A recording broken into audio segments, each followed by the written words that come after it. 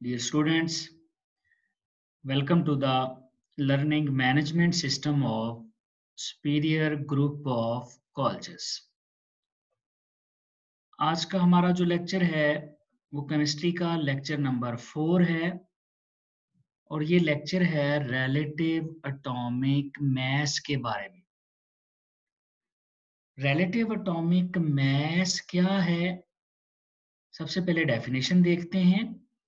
Relative atomic mass is the mass of an atom of an element as compared to the mass of an atom of carbon taken as 12. Dear students, हमने अपने पहले lecture में देखा था कि atom के message इंतहाई small होते हैं। कितने होते हैं? 10 रेज टू -27 से 10 रेज टू -25 किलोग्राम्स। इतना कम मैस डिटरमिन करने के लिए हमारे पास कोई बैलेंस नहीं है। अगर कोई बैलेंस नहीं है तो फिर हम क्या करेंगे? फिर हम किसी भी एटम का मैस कार्बन के एटम के मैस के साथ कंपेयर करके निकालेंगे। कार्बन 12 ही क्यों लेते हैं? क्योंकि इसका मैस 12.0000 होता है, यानी फ्रैक्शन के बाद 4 डिजिट तक ये 000 है। मीन्स हम कह सकते हैं कि ये होल नंबर है, 12 है। इससे कंपेयर करना आसान है। क्यों? क्योंकि इसका मैस 12.0000 फ्रैक्शन के बाद 4 डिजिट तक 12 है, यानी 4 जीरो आते हैं। That's why we use carbon to determine the atomic masses of other elements. Dear students, atomic mass unit क्या है? Definition: atomic mass unit is the 1/12 of mass of one atom of carbon 12. यानी जो carbon 12 का mess है, अगर उसका 1/12 कर दें तो AMU आ जाता है। अब कार्बन 12 का मैस कितना है? एक एटम की बात हो रही है। Mass of one atom of carbon कितना है? 12 AMU। आप क्या करें? उसका 1/12 कर दें। जब 1/12 करेंगे 12 AMU का तो क्या बन जाएगा? 1 AMU। तो AMU की डेफिनेशन क्या बनी? ये कार्बन एटम के मैस का 1/12 है। कार्बन एटम कौन सा लेना है आपने? कार्बन 12। कार्बन 12 के मैस का 1/12 करें तो क्या आ जाएगा हमारे पास? AMU। अब किसी भी एलिमेंट का मैस कैसे निकालना है? आपने कंपेयर करके निकालना है। किसके साथ? By comparing with carbon 12। उसका फार्मूला क्या है? RAM, R relative atomic mass, mass of an atom of an element, किसी भी एलिमेंट का जो एटम है उसका मैस, और उसको डिवाइड कैसे कर देंगे? 1/12 of the mass of an atom of carbon 12। जैसा कि एग्जांपल देखें, हम relative atomic mass of hydrogen निकालते हैं। हाइड्रोजन का रिलेटिव एटॉमिक मास कैसे निकालेंगे? Mass of an atom of an element से क्या मुराद है? यहाँ हाइड्रोजन के एटम का मास आएगा, और हाइड्रोजन के एटम का मास कितना होता है? 1.008 AMU divided by 1/12 of the mass of an atom of carbon। देखिएगा हाइड्रोजन के एटम का मास कितना है? 1.008 AMU, और डिवाइड किससे कर दिया? 1/12 of the mass of carbon atom, तो ये आ गया 1.008 AMU। इसका मतलब ये निकला कि कार्बन के एटम का मास तो है 12 AMU, हाइड्रोजन का तकरीबन 1 AMU है। 1 AMU और कार्बन के एटम का मास 12 AMU। अगर आपने कार्बन को और हाइड्रोजन को इक्वल करना हो तो कार्बन का एक एटम होगा जबकि हाइड्रोजन के 12 एटम होंगे, क्योंकि हाइड्रोजन के एक एटम का मास कितना है 1 AMU, 2 एटम का मास 2 AMU, 10 एटम का मास 10 AMU, 12 एटम का मास 12 AMU। यानी अगर हाइड्रोजन के 12 एटम हों तो उनका मास कितना होगा 12 AMU। तो वो किसके बराबर आ जाएगा, कार्बन के एक एटम के बराबर आ जाएगा। इसी तरह हम एक और एग्जांपल लेते हैं, relative atomic mass of magnesium. बिल्कुल उसी तरह रिलेटिव एटॉमिक मास निकालेंगे, mass of an atom of element over 1/12 of the mass of an atom of carbon 12। और मैग्नीशियम के एक एटम का मास कितना है 24। 24 AMU को डिवाइड कर देंगे 1/12 of the mass of carbon atom, तो ये आ गया 24 AMU। कार्बन का मास कितना है 12, मैग्नीशियम के एटम का मास कितना है 24 AMU। तो फिर किसका मास ज्यादा हुआ, मैग्नीशियम का। क्यों, मैग्नीशियम 24 है और कार्बन 12 है। किसका ज्यादा है, मैग्नीशियम का। कितना ज्यादा है, ट्वाइस है, वो 24 है और कार्बन 12 है, तो उसका डबल बनता है। इसका मतलब है अगर मैग्नीशियम का एक एटम हो तो उसका मास 24 AMU है, तो उसके बराबर करने के लिए कार्बन के कितने चाहिए, कार्बन का 12 होता है, 2 चाहिए। मींस अगर मैग्नीशियम का एक एटम होगा तो उसका मास कार्बन के 2 एटम के बराबर होगा, क्योंकि मैग्नीशियम का 24 है और कार्बन का 12 है। तो कार्बन को उसके बराबर करने के लिए 2 कार्बन एटम लेने पड़ेंगे, 12 प्लस 12 कितना हो जाएगा 24। Dear students, atomic mass unit की वैल्यू कहां से आती है, एटॉमिक मास यूनिट की वैल्यू होती है 1.661 इंटू 10⁻⁻27 किलोग्राम। अगर ग्राम में लिखना चाहें तो 1.661 10⁻⁻24। अब ये जो वैल्यू है 1.661 10⁻⁻24, ये वाली वैल्यू कहां से आती है, 1.661 इंटू 10⁻⁻24 ग्राम्स। ये वैल्यू कहां से आती है, इसको कैलकुलेट करते हैं। डियर स्टूडेंट, अगर हमारे पास 1 मोल हो तो उसमें एवोगैड्रो नंबर ऑफ एटम होते हैं, और एवोगैड्रो नंबर ऑफ एटम 1 मोल होता है, और 1 मोल का मास उसका एटॉमिक मास होता है जो ग्राम्स में लिखा हो। जैसे देखें, mass of 6.02 10⁻23 atoms of carbon 12 ग्राम। क्यों, क्योंकि जब इतने एटम होंगे, एक एटम का मास कितना है 12 AMU, 2 एटम का मास कितना है 24 AMU, 3 एटम का मास कितना है 36 AMU। लेकिन अगर मेरे पास एवोगैड्रो नंबर ऑफ एटम आ जाए 6.02 10⁻23, तो ये मास हो जाएगा 12 ग्राम्स। अब ये कितने एटम का मास है 6.02 10⁻23 एटम्स। अगर मैंने एक एटम का मास निकालना हो, mass of 1 atom of carbon, तो ये एवोगैड्रो नंबर इधर जाके डिवाइड हो जाएगा। ये हो जाएगा 12 डिवाइडेड बाय 6.02 10⁻23। इसको सॉल्व करें तो आ जाएगा 1.993 इंटू 10⁻⁻23 ग्राम्स। ये कार्बन के एक एटम का मास है। This is the mass of an atom of carbon, ये कार्बन का एक एटम का मास है। अब AMU क्या होता है, कार्बन के एक एटम के मास का 1/12, यानी कार्बन का जो एक एटम है उसके मास का 1/12 कर दें तो क्या आ जाएगा AMU।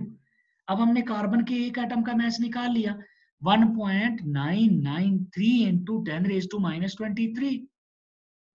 ये कार्बन के एक एटम का मास है। हमने देखा कि एवोगैड्रो नंबर ऑफ एटम का मास कितना है 12 ग्राम। हमें एवोगैड्रो नंबर का नहीं चाहिए, हमें एक एटम का चाहिए, क्योंकि हमने एक एटम से कंपेयर करना है। रिलेटिव एटॉमिक मास क्या है, mass of an atom of an element. एक एटम का मास relative to the mass of an atom of carbon, एक ही कार्बन का एटम लेंगे तो कार्बन के एक एटम का मास कितना हो गया 1.993 into 10 raised to minus 23 grams. अब इसका 1/12 करें, जब आप इसका 1/12 करेंगे तो देखें वो AMU की वैल्यू आ जाएगी 1.661 into 10 raised to minus 24 grams. तो mass of an atom of an element relative to the mass of an atom of carbon, वो आ जाएगा relative atomic mass. AMU से एक्सप्रेस करते हैं और AMU की वैल्यू ये है और वैल्यू कैसे आई हमने निकाल के देख ली. डियर स्टूडेंट्स, एक्चुअली ये जो एटॉमिक मास यूनिट है ये एवोगैड्रो नंबर का इनवर्स है.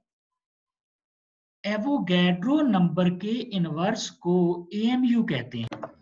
डियर स्टूडेंट्स, ये जो एटॉमिक मास यूनिट है ये एक्चुअली एवोगैड्रो नंबर का इनवर्स है.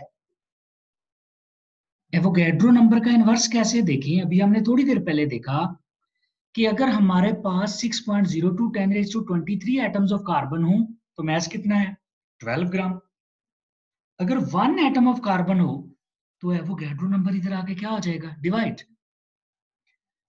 मैं क्या करता हूं 12 को साइड पे लिख देता हूं 12 और इसको लिख देता हूं 1 bye Avogadro number. 12 into 1 bye Avogadro number. अब 1 बाय एवोगैड्रो नंबर का जब सॉल्यूशन निकालते हैं 1 बाय एवोगैड्रो नंबर का सॉल्यूशन आता है 1.661 10 raised to minus 24 ग्राम्स. और ये क्या है, ये MU की वैल्यू है. इसका मतलब है कि ये जो 1.661 10 raised to minus 24 ग्राम्स है ये एवोगैड्रो नंबर का इनवर्स है और ये किसकी वैल्यू है AMU की. तो मैं क्या करता हूं इस वैल्यू की जगह क्या लिख देता हूं AMU. ये 12 वैसे ही रह जाएगा तो ये आ जाएगा 12 AMU. इसका मतलब है ये एवोगैड्रो नंबर का इनवर्स है. अब डियर स्टूडेंट्स, कार्बन का जो एक एटम है उसका मास लिखने के कई तरीके हैं. जैसा कि पहला तरीका देखें 12 AMU, जी एक एटम का मास है, एक एटम का मास AMU में लिखते हैं. This is the mass of one atom. अब दूसरा तरीका लिखने का क्या है, मैं AMU की वैल्यू लिख देता हूं. 12 तो वैसे ही रह जाएगा, मैं साथ AMU की वैल्यू लिख देता हूं 1.661 10 raised to minus 24 ग्राम्स. ये दूसरा तरीका हो गया. एक एटम का मास 12 AMU या AMU की वैल्यू लिख दें. अब हमने थोड़ी देर पहले देखा ये AMU क्या है, AMU एवोगैड्रो नंबर का इनवर्स है. तो मैं इसकी जगह पर 1 over एवोगैड्रो नंबर भी लिख सकता हूं. ऐसे 12 AMU लिखा, AMU की वैल्यू लिखी. AMU की वैल्यू एक्चुअली क्या है, एवोगैड्रो नंबर का इनवर्स है. तो मैं तो इस तरह भी लिख सकता हूं. अब इसको अगर मैं सॉल्व करूंगा 12 बाय एवोगैड्रो नंबर तो आंसर आ जाएगा 1.993 into 10 raised to minus 23 grams. ये सारे कार्बन के एक एटम के मास को एक्सप्रेस करने के तरीके हैं. आप किसी का 1/12 लें, फॉर एग्जांपल आप पहले वाली वैल्यू 12 AMU, इसका 1/12 लें तो क्या आ जाएगा इनटू 1 over 12 AMU. AMU क्या है, कार्बन के एक एटम का 1/12 है. आप इस वैल्यू का 1/12 करें, 12 से 12 कैंसिल हो जाएगा, AMU बच जाएगा. क्योंकि AMU की डेफिनेशन क्या है, 1/12 of the mass of carbon atom. आप इसका 1/12 लें, ये उठ जाएगा, 12 कैंसिल हो जाएगा, ये बच जाएगा 1 over Avogadro number. 1 over Avogadro number क्या है, AMU है. इसी तरह आप इसको भी सॉल्व करेंगे, इसका 1 over 12 लेंगे तो ये AMU की वैल्यू ही आएगी. तो कार्बन के या किसी भी एलिमेंट के मास को इस तरह से शो कर सकते हैं. फॉर एग्जांपल मैग्नीशियम है तो मैग्नीशियम यहाँ 24 आ जाता है, यहाँ भी 24 आ जाता है, यहाँ भी 24 आ जाता, और जब सॉल्व करते तो यहाँ 4 आ जाता 1.993 की जगह. डियर स्टूडेंट्स, जैसे हम मास एटम का निकालते हैं कंपेयर करके कार्बन से, ऐसे ही मॉलिक्यूल का निकाल लेते हैं. फॉर एग्जांपल हमारे पास ऑक्सीजन है, ऑक्सीजन का मोलर मास 32, तो एक एटम का मास कितना हो जाएगा 32 AMU, वाटर का 18 AMU, कार्बन डाइऑक्साइड का 44 AMU। ये मैं एक मॉलिक्यूल की बात कर रहा हूं, ये मोलर मास नहीं है। मोलर मास तो एवोगैड्रो नंबर ऑफ एटम्स का मास होता है, ये एक एटम का मास है, एक मॉलिक्यूल का मास है। सल्फ्यूरिक एसिड के एक मॉलिक्यूल का मास 98 AMU होगा। इस तरह से डियर स्टूडेंट हम एक्सप्रेस करते हैं एक एटम या एक मॉलिक्यूल को के मास को। डियर स्टूडेंट्स, आपने लेक्चर सुन लिया, रिलेटिव एटॉमिक मास क्या है, AMU क्या है, रिलेटिव एटॉमिक मास फाइंड कैसे करते हैं, रिलेटिव मॉलिक्यूलर मास भी हमने देखा कार्बन डाइऑक्साइड, वाटर, ऑक्सीजन और सल्फ्यूरिक एसिड का। अब हैं इससे रिलेटेड MCQs। डियर स्टूडेंट्स, पहला MCQ है mass of an atom of oxygen. सोचें एक एटम का मास बताना है, आपके पास 5 सेकंड्स हैं, वीडियो पास करें और सोचें mass of an atom of oxygen क्या होगा, ऑक्सीजन के एक एटम का मास। अब एक एटम का मास शो करने के लिए या तो AMU में लिखे, 16 AMU वो तो है नहीं कहीं भी, वो तो ग्राम में, इसका मतलब ये एक एटम का मास नहीं हो सकता। एक एटम का मास 32 भी नहीं हो सकता, क्योंकि ये तो एक मॉलिक्यूल का मोलर मास है, उसका एवोगैड्रो नंबर ऑफ मॉलिक्यूल्स का मास है। तो इसका आंसर डियर स्टूडेंट बनेगा बी, 2.657 इंटू 10⁻⁻23 ग्राम्स। इसका आंसर बन गया बी। कैसे निकालेंगे, आप 16 AMU लिखें, जैसे थोड़ी देर पहले हमने कार्बन के एटम के मास लिखने के तरीके देखे, देखिएगा ये वाले 16 AMU लिख दें या 16 इंटू 1.661 10⁻⁻24 ग्राम लिख दें, या 16 को एवोगैड्रो नंबर से डिवाइड कर दें। और 16 डिवाइडेड बाय एवोगैड्रो नंबर, जब आप 16 डिवाइडेड बाय एवोगैड्रो नंबर करेंगे, इसको सॉल्व करेंगे, तो हमारे पास आंसर बी आ जाएगा। Next MCQ, mass of an atom of carbon। Dear student सोचें, 5 सेकंड, वीडियो पास करें, सोचें इसका आंसर क्या होगा। mass of an atom of carbon is, क्या 12 ग्राम होगा, 12 मिलीग्राम होगा, 12 AMU होगा या 1 AMU होगा, सोच लिया। तो डियर स्टूडेंट, एक एटम जो कार्बन का है उसका मास होता है 12 AMU, तो आंसर क्या बन गया, बी बन गया। डियर स्टूडेंट, नेक्स्ट है कि इस टॉपिक में से शॉर्ट क्वेश्चन कौन से आए हुए हैं पास्ट पेपर्स में। पहला short question, why we use relative atomic mass unit. आप रिलेटिव एटॉमिक मास क्यों यूज करते हैं, आप डायरेक्ट मास क्यों नहीं निकाल लेते। फैसलाबाद में आया 2009 में, सरगोदा 2009 में आया, गुजरावाला 2011 में आया, क्यों नहीं निकाल सकते, क्योंकि मास इंतहाई कम है। कितना है, 10⁻⁻27 से 10⁻⁻25 किलोग्राम। इतना कम मास निकालने के लिए तो हमारे पास कोई बैलेंस ही नहीं है। तो फिर क्या करते हैं, हम कंपेयर करके निकालते हैं, किसके साथ, कार्बन 12 के साथ।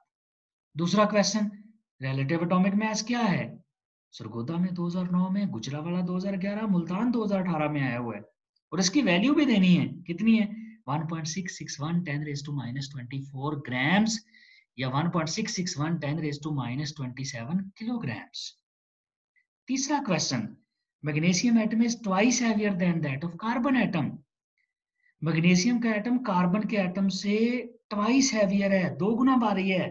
लाहौर 2017, गुजरावाला 2017, बहावलपुर 2016, साहिवाल 2018, मुल्तान 2018 में आया हुआ है। देखिए कितनी बार ये क्वेश्चन पूछा गया है।